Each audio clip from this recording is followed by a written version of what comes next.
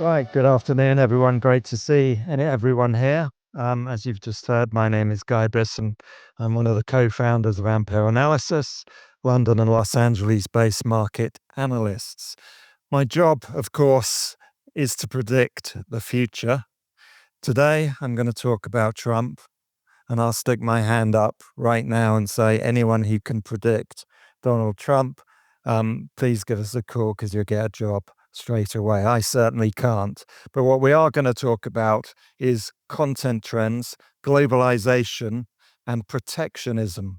And I'm going to, as I go through the presentation, tell you why I believe protectionism in this industry, in our industry, cannot possibly work. And you will see why. But let's start off with a bit of scene setting because everything has changed in the last 18 months. We were in a period for 10, 15 years that we used to refer to as peak TV. We're now in an era that you could call off-peak TV. And exactly how off-peak is shown in this analysis here. This is our tracking of global first-run series orders, scripted series orders. And you can see that for the last 2 years, including 23, when of course we had the Hollywood strikes, consistently we have been down 25% in volume terms. So the new peak is 75% peak TV, and we're not going back to where we were, I'm afraid. And by the way, there will be a QR code at the end for anyone who does want a copy of these slides. At the same time, content spend, of course, has come off the boil. So we've gone from a period of mid-double-digit growth year on year in terms of content investment to low, very low, single digits, 1 or 2%, which we're forecasting will continue at least for the foreseeable future. Of course, the whole era of peak TV was positive for many producers, and it was positive because US companies, of course, the center of the entertainment universe is still in the US, but US companies were increasingly looking to international markets. And this just shows you the cumulative series orders by US studios and streamers outside the US since 2020. So significant business was flowing through from US companies to international markets. And you can see there in pink, Central Europe was also a beneficiary. Increasingly, in the era of Trump, this is referred to often as runaway production, especially for content that could be made in the US, but is made in international markets for cost reasons, which we'll talk about in a second. What's also important during this period, of course, is the rise of the streamers. And in terms of first-run series orders, they have risen, not quite to the volume of the more traditional players, but they're getting close. So they are now very significant players in terms of new content orders in the international and global markets. This is just their activity in Europe versus the traditional players. So significant within the European market outside their home territories. But of course, that hasn't gone down well with everyone, especially everyone's favorite US president, Donald Trump. And we find ourselves in an era of protectionism and tariffs. Trump seems determined to leverage protectionism in all industries, whether you're in automotive, manufacturing, iPhones, or indeed film and television. All of my little cartoons, by the way, created with AI, which I think might play into some of the subsequent presentations.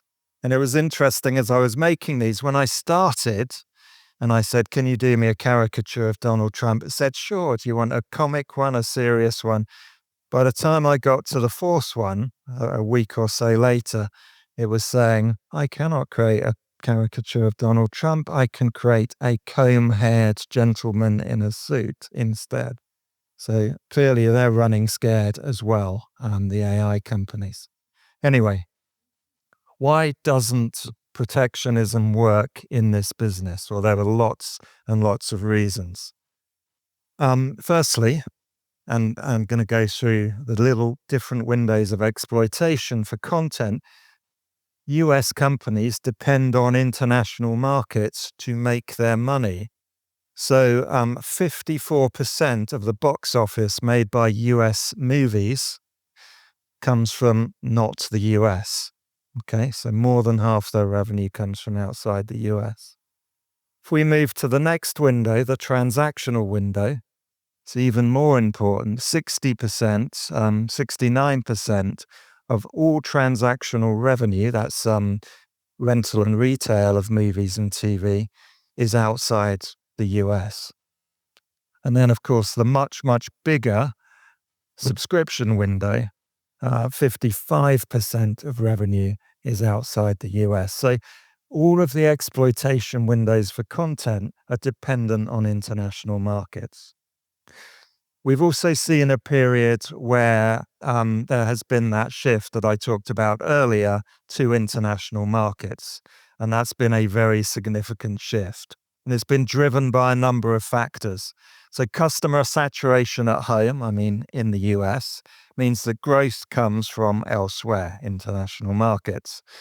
The cost of production in the US, inflation in production costs, that's something I'm going to be talking about on a panel tomorrow, don't miss it, has had a massive impact on budgets and on spend. Talent and facilities have built up in all sorts of different countries now, the UK, of course, but also here in Central Europe. And incentive schemes and investment quotas in Europe are another driver for moving some of that production outside the US. The streamers have been major drivers, so this shows you their proportion. In just 4 years, the percent of content made outside the US has dropped from nearly 60% to just 35%. And they're working across nearly 40 different countries for that production. So well and truly a global business.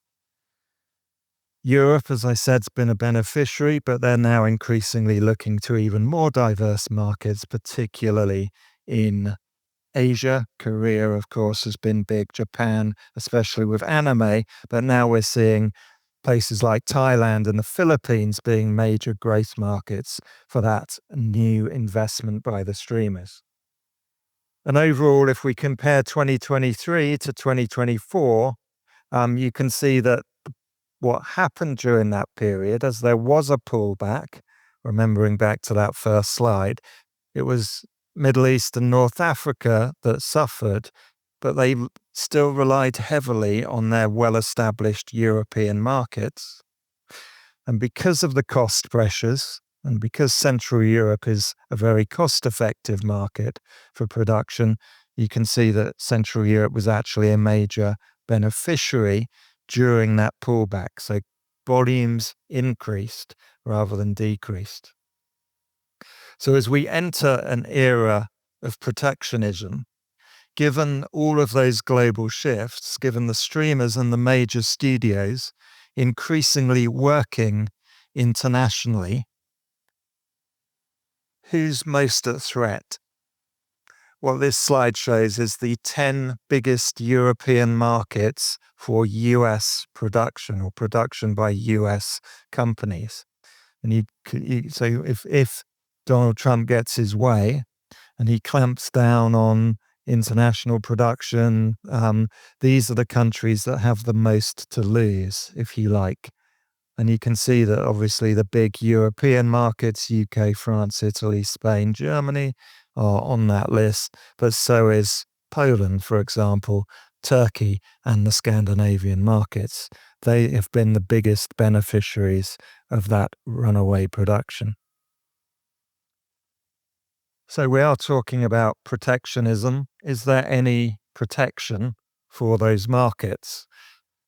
Well, one positive, I guess, if you look at what is getting made, and you think about where the tariffs are going to be applied, principally on incentive schemes, um, that, of course, largely goes to scripted productions. And those big European markets for those US players have actually been particularly strong in making unscripted alongside that scripted content. So a little bit of protection perhaps from that. The other thing, of course, is that Europe has its own tariffs, in inverted commas. Certainly, if you're Donald Trump, you would consider investment quotas and revenue tariffs and levies to be the equivalent of his tariffs.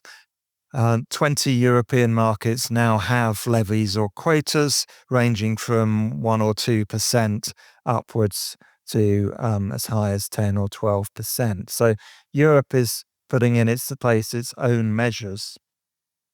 It's very hard to say if they have been beneficial, but this analysis, just very simple. I did all the countries that have tariffs and all the countries that don't. And remember, the UK, the biggest market for international, is in the don't category. And yet it seems that the countries with levies have been much more stable during this downturn than the countries without. Now, look, there could be all sorts of factors driving that, but it's quite interesting that that chart shows during that downward swing that levy countries were a bit more stable. So what about Trump? Back to our AI-generated caricatures. This is the plan to make Hollywood great again. And of course, this was put together by Jon Voight with assistance from, believe it or not, Sylvester Stallone.